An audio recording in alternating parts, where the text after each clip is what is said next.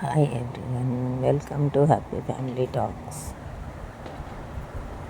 ఉసిరికాయ కార్తీక మాసంలో తినాలి. ఎందుకంటే ఈ సీజన్లో డైజెషన్ తక్కువగా, ఇమ్యూనిటీ తక్కువగా ఉంటుంది.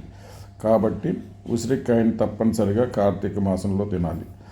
దాంట్లో భాగంగా ఉసిరికాయతో ఇడ్లీ పొడి తయారు చేసుకుందాం. శుభ్రం చేసిన ఉసిరికాయలని 5-6 ఉసిరికాయలని తురుముకుని 5-6 గంటలు ఆరబెట్టాలి. ఇలా ఆరిన తర్వాత ఈ ఉసిరికాయ పొడిని మనము చక్కగా ఒక ప్యాన్లో వేసుకుని దోరగా, అంటే బ్రౌన్ కలర్ వచ్చేంత వరకు వేపుకోవాలి.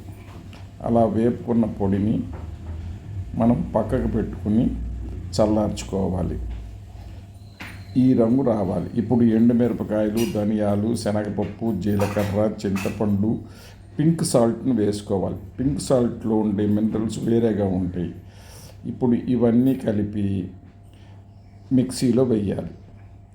మిక్సీలో వేసి మంచిగా పొడి కొట్టుకోవాలి. అంతే, ఎంతో రుచికరమైన ఉసిరికాయ ఇడ్లీ పొడి తయారవుతుంది. Thank you for watching.